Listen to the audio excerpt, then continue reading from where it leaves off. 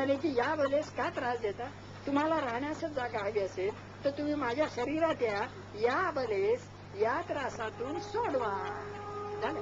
हे ऐकल्यावर एखादी मनातली गोष्ट कोणी बोलले म्हणजे आनंद होऊन आपण टाळी देण्याकरता स्वाभाविक हात पुढे करतो.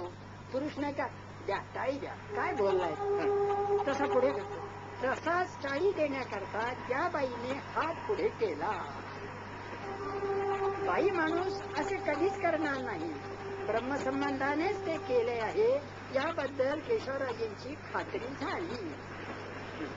त्यावर तो ब्रह्मसंबंध त्यांना म्हणाला, आता आहे त्यावर तो ही ऑफर होती ना, त्यावर तो ब्रह्मसंबंध त्यांना म्हणाला की तुम्ही जो उपाय सुचवित आहात तो मला फार फार आवडला, पण काय करू, तुमच्याजवळ नामाचे तेज व सद्गुरु कृपेचे वलय एवढे आहे की मला तुमच्या शरीरात प्रवेशच करता येणार नाही. ते ब्रह्मसंबंधाला कळतंय बघा, हे करता येणार नाही. यावर केशवराजी म्हणाले की याचा अर्थ या बाईनी खूप नामस्मरण केले तर तुम्हास तिचे शरीर सोडावे लागेल.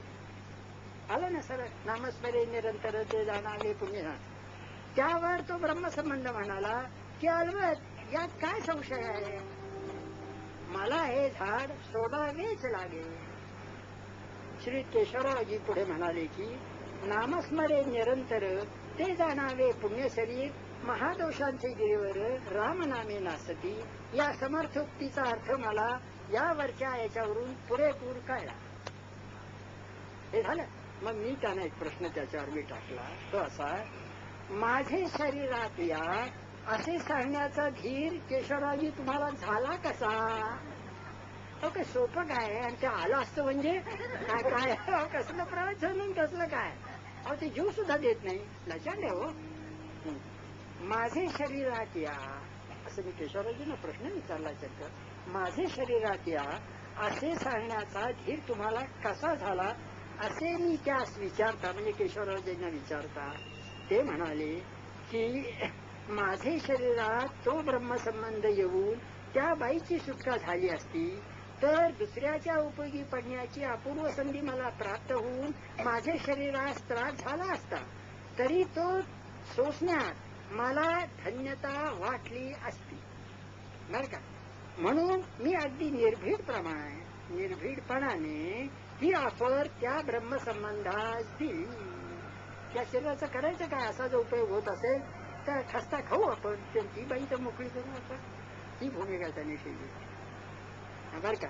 ही ऑफर दिली, ती त्यांनी स्वीकारली नाही, माझा नाईलाज झाला. यावरून पूज्य केशवरावजी हे किती उच्च पातळीवर आहेत याची मला खात्री झाली, वर नामस्मरणाचा प्रभावही काय आहे हे पूर्णपणे कळले. हे असं इतकं सांगून आपण सांगते.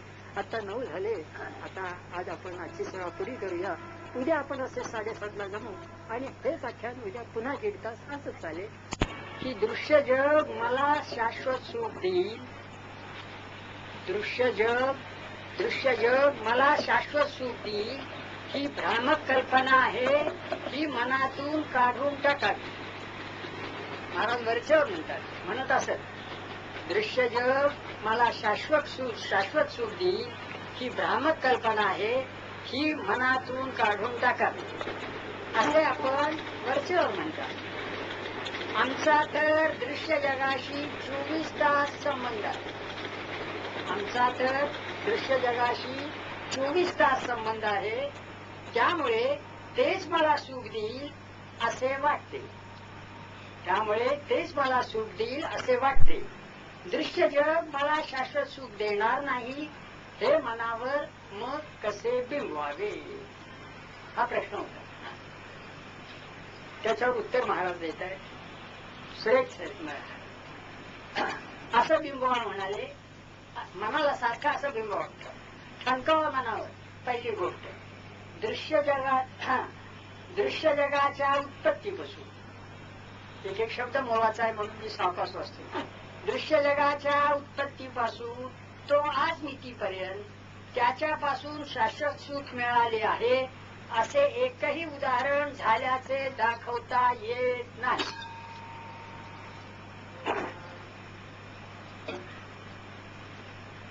याचाच अर्थ असा की बरं का, त्याच्यापासून शाश्वत सुख मिळाले असे एकही उदाहरण झाल्याचे दाखवता येत नाही. याचाच अर्थ असा की ते सुख त्यामध्ये नाही. जेथे जी वस्तू नाही तिथे ती कितीही शोधली तरी कल्पांती सुद्धा ती मिळत नसते. आता हे खरं मनावर लिंबायला काहीच हरकत नाही आहे, ते सगळं लॉजिक आहे. पुन्हा वाचतो, इतकं सुरेख येते. दृश्य जगाच्या उत्पत्तीपासून तो आज मितीपर्यंत त्याच्यापासून शाश्वत सुख मिळाले आहे असे एकही उदाहरण झाल्याचे दाखवता येत नाही. याचाच अर्थ असा की ते सुख त्यामध्ये नाही. जेथे जी वस्तू नाही तेथे ती कितीही शोधली तरी कल्पांती सुद्धा ती मिळत नसते. पहिलं. दुसरं, दृश्य जगातील प्रत्येक वस्तू नाश आहे, दरोगस्त नाश आहे. दृश्य जगातील प्रत्येक वस्तूस नाश हा ठरलेलाच आहे. आकृती तेथे विकृती, आकार तेथे विकार हा जगाचा स्वभावच आहे. 3. दृश्य जगातील वस्तूच्या वियोगात दुःख आहे व वियोग हा तर अटळ आहे, त्यामुळे ते सुख कधीच देणार नाही. 4. दृश्य जगातील सुखाचा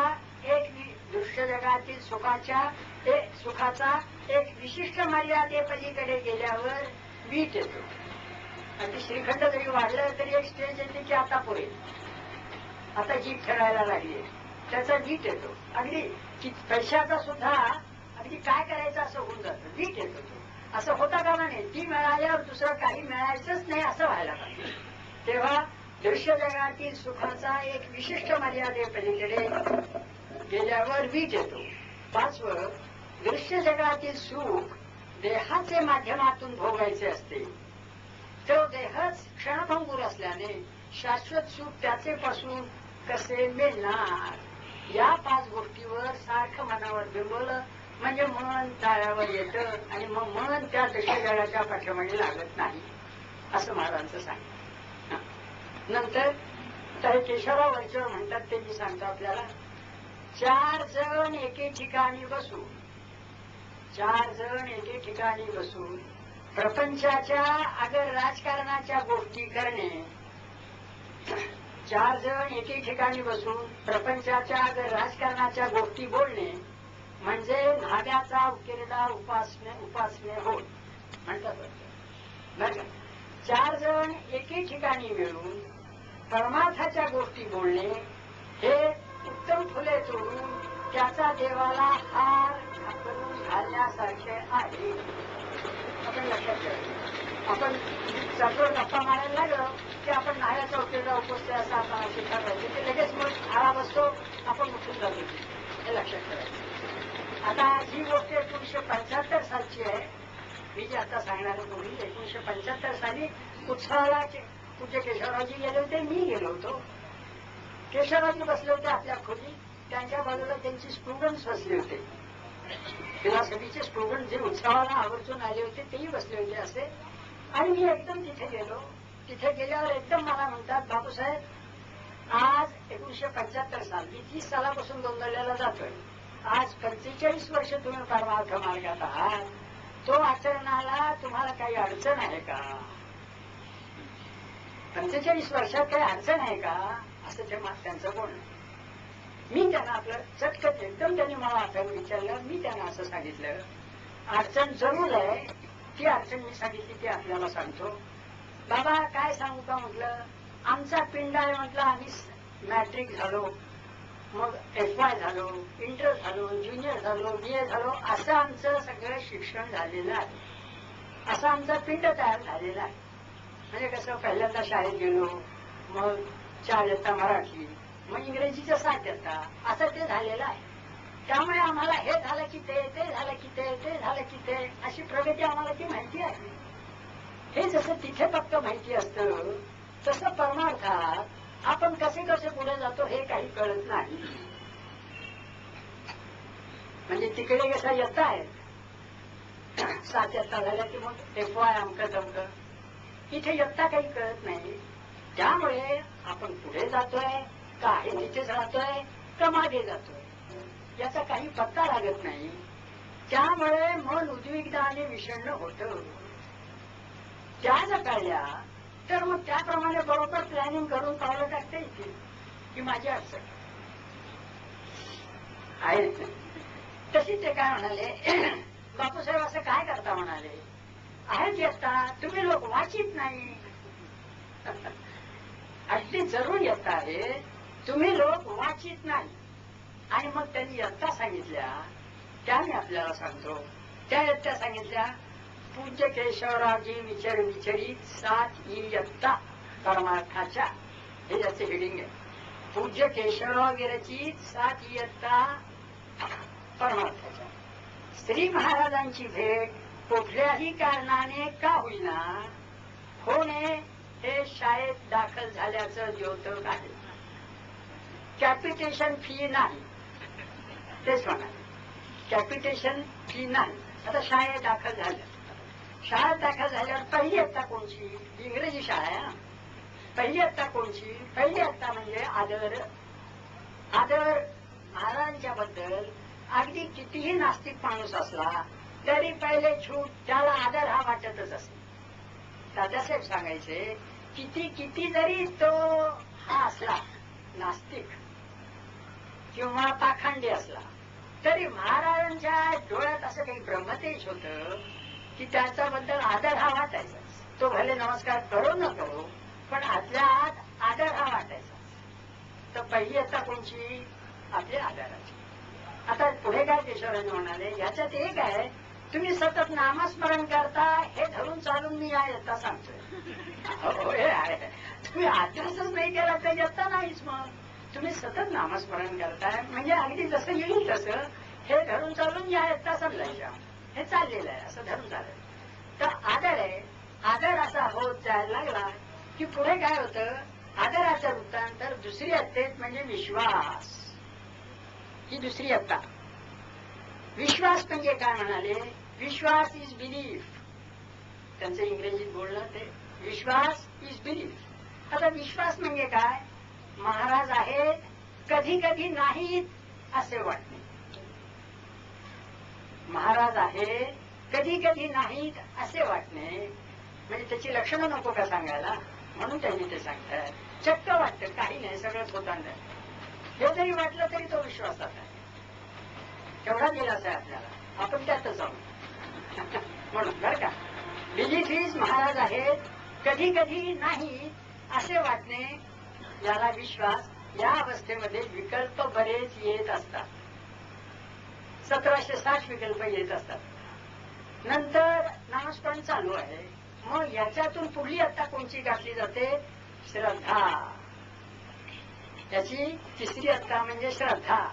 श्रद्धा म्हणजे काय, फेथ. Shraddha is faith. महाराज आहेत इथपर्यंत येतो. विकल्प येणे पुष्कळ कमी होते. स्टेजेस हलके हलके कसा पुढे आपला प्रोग्रेस होतो हे बरोबर याच्यावरून कळतं आपल्याला. श्रद्धा इज इक्वल टू फेथ. महाराज आहेत, विकल्प येणे पुष्कळ कमी होते. नंतर पुढे अशी हे झालं की श्रद्धेचं रूपांतर निष्ठेत होतं. निष्ठा इज कन्व्हिक्शन. कन्व्हिक्शन म्हणजे काय, महाराज आहेतच आणि तेच माझे सद्गुरू असून त्यांच्याकडूनच मला रामरायाचे दर्शन होणार आहे ही खात्री होते. त्यांच्याकडूनच रामरायाचं दर्शन होणार आहे ही खात्री. तेच माझे हित करीती सकळ. तुकाराम महाराजांचा अभंगातले कडू आहे. तेच माझे हित करीती सकळ, तेने हा गोपाळ कृपा करी. ही अवस्था येते. या ठिकाणी भक्तीस सुरुवात होते. आपण पहिली माळ ओढली की माझी महाराजांच्यावर भक्ती असं म्हणतो. इथे सुरुवात होते भक्तीला. भक्तीस सुरुवात होते, भक्तीस सुरुवात होते मग त्याचे रूपांतर प्रेमात होते. हे लक्षात ठेवायचं. म्हणजे कितव्या येते ते हे 4थ्या येतेतला हा धडा आहे. आता 4थ्या येतेतला धडा पुढे जायचा म्हणजे 4थ्या येतेतला धडून धारणेत जातो. धारणा इज मेडिटेशन. धारणा इज मेडिटेशन. चिंतन, जेथे जातो तेथे तू माझ्या सांगाती, हा अनुभव थोडा थोडा यायला लागतो. जिथे जातो तेथे तू माझ्या सांगाती, हा अनुभव थोडा थोडा यायला लागतो. आणि तेथे अनन्य शरणागतीला सुरुवात होते. ही किती इयत्ता झाली? 5वी इयत्ता झाली. आता 6वी इयत्ता ध्यान. ध्यान म्हणजे कॉन्टेम्प्लेशन. ध्यान म्हणजे चित्त शुद्ध होते, देहावरील प्रेम बरेचसे कमी होते. हे ध्यान. ही 6वी इयत्ता. आणि 6वी इयत्तेनंतर पुढे गेलं म्हणजे समाधी, दॅट इज एक्स्टसी. समाधी, एक्स्टसी, देहाचा विसर करून आत्मसाक्षात्कार होणं, दॅट इज समाधी. ही मॅट्रिक होणं, ही शेवटची असतात. आणि म्हणाले ह्या इयत्त्या, एकेका इयत्तेला एक एक जन्म लागतो हे लक्षात ठेवा. एवढीच भरती घाई घालणं ते अर्थ नाही, किंवा 4 वर्षात मी सगळ्या 7 इयत्ता किंवा 10 वर्षात इयत्ता करीन असं नाही. मी म्हणाले एक एक जन्माचा हा काळ आहे, असं काही वर्षावर नाही मोजू. त्यामुळे उगीच घाई करू नये आणि या ते जोरात तो जन्म कसा घालवावा असं ते त्यांनी सांगितलं, बरं का. आता दुसरं त्यांनी एक पत्र सांगितलं. या शाळेचं काय आहे? शाळेचं रूपक घेतलं ना, शाळेचं रूपक या शाळेत असं आहे, नीती धर्माचं आचरण, बरं का, अगदी काटेकोरपणाने पाळल्या तर या इयत्ता आहे. ते जर नाही पाळलं, त्याची जर धिंगामस्ती केली नाही केलं तर या इयत्ता नाही. त्यांनी शाळेचं उदाहरण घेतलं. शाळेत काय होतं, इंग्रजी 5वी इयत्ता आपण पास झालो आणि समजा आपल्या वडिलांची बदली झाली दुसऱ्या गावी. मग ज्या गावी जाऊ तिथे जे हायस्कूल असेल तिथला हेडमास्टर मला काय असं म्हणणार नाही की बाबा मला काही 6वीत जागा नाही, तुम्ही पुन्हा 5वीत बसा. अरे तू पासच झालायस 5वीत. तो काय म्हणाल 6वीत माझ्याकडे जागा नाही, पण तो 5वीत असं म्हणणार नाही. एकदा पास झालं की पास. हे त्या शाळेत आहे. इथे तसं नाही. बापूसाहेब म्हणाले नीती धर्माची धिंगामस्ती केली तर गचांडे वरच्यापासून खालपर्यंत, आणि मग पुन्हा हरिओम पासून सुरुवात होते. हे या शाळेचं लचांड एवढं मी कबूल करतो. लक्षात ठेवलं पाहिजे. नीती धर्म अगदी नीती धर्माचं आचरण काटेकोरपणाने ठेव.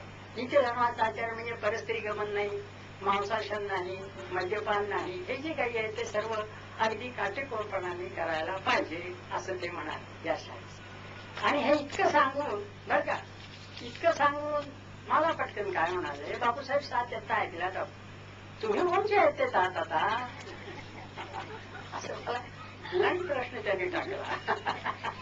मी घाबरलो. मी सांगितलं मी विश्वासात आहे, अजून महाराज आहेत नाहीच वाटतं. माझं म्हटलं कसं होतं सांगू का, प्रपंचात जेव्हा सगळ्या मनासारख्या गोष्टी असतात ना, तेव्हा म्हटलं महाराज आहेत याला भरती असते आमच्या. वा काय, आणि आमच्या मनाविरुद्ध काहीतरी होऊ दे, सगळं संपलं ते नाहीतच, काहीतरी आहे झालं. ही आमची अवस्था आहे असं मी त्यांना प्रांजळपणे 75 साली सांगितलं. झालं. त्यानंतर आता हा जो विषय आहे ना, तो आमच्या आता तुमचे केशवरावजी बेसरे विद्वत्त प्रचूर भक्त होते, विद्वत्त विद्वान भक्त होते. आमचे तात्यासाहेब अनुभवी भक्त होते. अनुभवी भक्ताचं काही वेगळंच असतं, ते काही वरच असतं. तर तात्यासाहेबांनी या इयत्ता सांगितल्या, त्या त्यांनी कशा सांगितल्या त्या सांगतो. ह्या ज्या इयत्ता या आपल्याला आणखीन जवळच्या आहेत.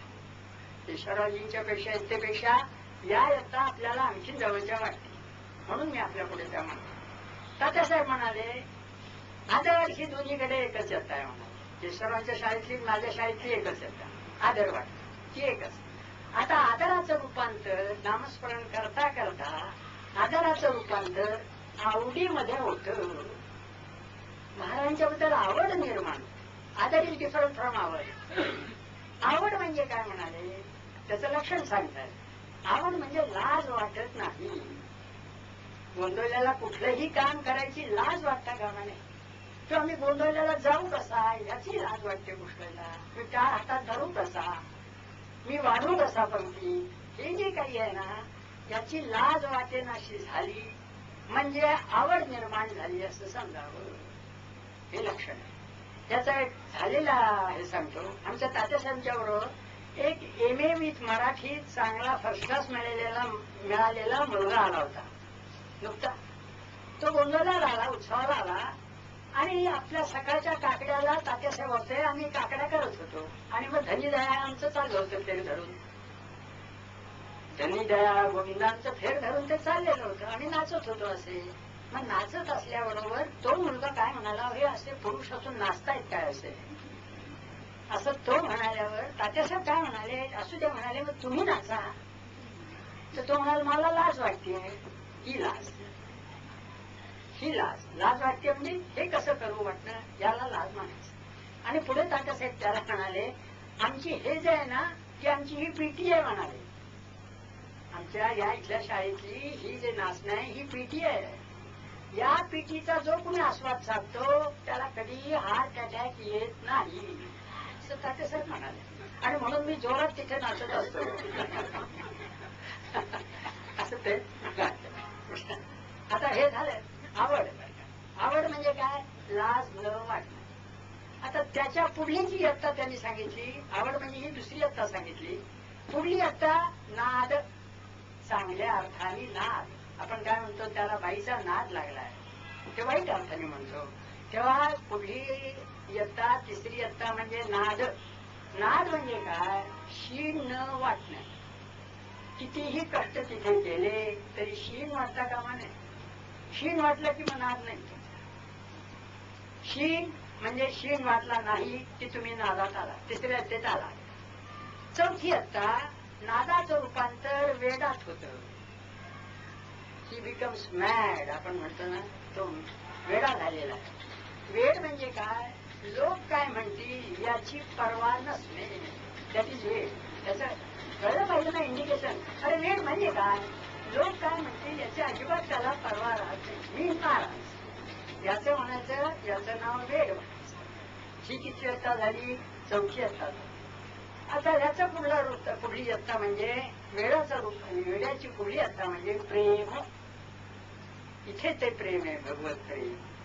प्रेम म्हणजे काय, प्रेमाचे लक्षण सांगतात तात्यासाहेब. प्रेम म्हणजे सतत स्फूर्ती राहायला पाहिजे, सतत स्फूर्ती. दुसरं, वियोग सहन होता कामा नये. आणि तिसरं, दोष दिसता कामा नये. महाराजांच्या तिथल्या कुठल्याही याच्याबद्दल जर आपल्याला दोष दिसला, प्रेम नाही. जे आहे ते उत्तमातलं उत्तमच आहे असं सतत वाटायचं, दॅट इज प्रेम. ते जर नाही वाटलं तर प्रेम नाही. आईला कुठे मुलाचं प्रेमच असतं. काही जरी त्यांनी केलं तरी तो दोष केला जसा दिसत नाही तसा तो आहे, ते प्रेम आहे. प्रेम ही पाचवी इयत्ता झाली. पुढे प्रेमाचं रूपांतर अनन्य शरणागतीत होतं. अनन्य शरणागती म्हणजे एक अशी स्टेज येते की भगवंता, अरे माझे सगळे थकले रे प्रयत्न, माझे सगळे प्रयत्न थकले, आता मी काय करू, मी धड प्रपंचातून पाऊल उचललेलं आहे आणि तू तर मला सांभाळ करत नाहीस. इतरचे नास्ती परंचे नास्ती, असे ससे होलपट येते. आणि चांगलीच ससे होलपट होते, तिथे सद्गुरू सांभाळतच असतात.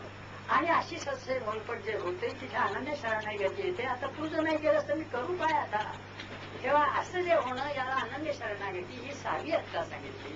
आणि अनन्य शरणागतीची पुढली इयत्ता म्हणजे सद्गुरु कृपा आणि भगवत दर्शन, ही 7वी इयत्ता. ही तात्यासाहेब विचार, सद्गुरु कृपा आणि भगवत दर्शन, तोच विषय असा त्यांनी मांडला. दुसरं ते काय म्हणाले, 7 प्रकारचे लोक असतात जगामध्ये. 7 प्रकारचे लोक असतात. 7 प्रकारचे कसे, पहिला प्रकार म्हणजे पामर. पामर म्हणजे माझा संसार, दृश्य जग सगळं माझंच, माझी पत्नी, माझं जे काही ते सगळं, इतर जगाची काही पर्वा नाही, सर्वस्वी स्वार्थाचा विचार, दॅट इज पामर. देवाचा संबंध नाही तिथे काही, सब झूठ आहे, देव सब झूठ आहे असं वाटणं. आणि सर्वस्वी जे काही सुख मला मिळायचं ते मीच मिळवणार, हे सगळं जे वाटणं ते पामरात येतं. पहिले स्टेज पामराची. दुसरी बद्धाची. बद्ध म्हणजे कधी कधी चुकून वाटणार, अरे आपल्या हातचं नाही काही बरं का, थोडस काहीतरी देवबीव आहे, त्याला बद्ध म्हणायचं बरं का. तिसरी मुमुक्षू. मुमुक्षू म्हणजे इथे चांगले चपाटे बसतात, प्रपंचात चांगले चपाटे बसतात, अरे हे खरं नाही रे, नाही देवाकडे धावलंच पाहिजे, अशी जी मनाची अवस्था होते आहे मुमुक्षूपण. आता चौथी म्हणजे ही स्त्री, मोक्ष म्हणजे ती स्त्री. चौथी म्हणजे साधक. साधक म्हणजे काय? अगदी देव आहेच आणि मला त्याचं दर्शन करून घ्यायचंय या स्टेजला आला की तो साधक. त्याच्या पुढला स्टेज, त्याच्या पुढलं स्टेज साधू. चित्त शुद्ध होऊन आत्मज्ञानाच्या मार्गावर जायला लागला की तो साधू म्हणायचा. काल मी सांगितलं. आणि साधूच्या पुढलं सत्पुरुष. आत्मज्ञान होणं हे सत्पुरुष. आणि सत्पुरुषीच्याही पुढली स्टेज संत. काल मी सांगितलं हे सात प्रकारचे आहेत. त्याच्यावर त्यांनी दाखला घेतला, म्हणजे थोडासा उपमा घेतल्याची आशा. पामर म्हणजे म्हशीच्या शेणाचा पोट. किती काढी लावा, कधी पेटणार आहे का? ओला तो ओला, कधी पेटणार नाही. त्याची शेणाचं पोह. बद्ध म्हणजे ओली चिंब लाकडे. खूप राखेल घातल्यावर थोडस पेटणार. उपमा घेत आहे, ओली चिंब लाकडे. मुमुक्ष म्हणजे वाळलेलं गोवरीचं खांड. वाळलेलं गोवरीचं खांड. आता वर्षा झाल्यामुळे काही जाईल, पण वाळलेलं गोवरीचं खांड. साधक म्हणजे चांगली वाळलेली लाकडं. नुसते मॅच बॉक्स लावली की पेटलं, बरं का? चांगली वाळलेली लाकडं. पाचवं साधू म्हणजे कापूर. पेटला की खाली काही राहत नाही, त्याचीच कापूर. ऐकलं बरोबर आहे ते? साधू म्हणजे कापूर. आता साधी असता म्हणजे सत्पुरुष म्हणजे फॉस्फरस. पाण्याच्या बाहेर काढला की तो पेटणारच. म्हणजे जगाच्या संपर्कात तो आला की तो उघडा पडून पेटायलाच लागणार. दॅट इज सत्पुरुष. आणि संत म्हणजे तळपता सूर्य. दॅट इज संत. हे असे सात लक्षात ठेवायचे.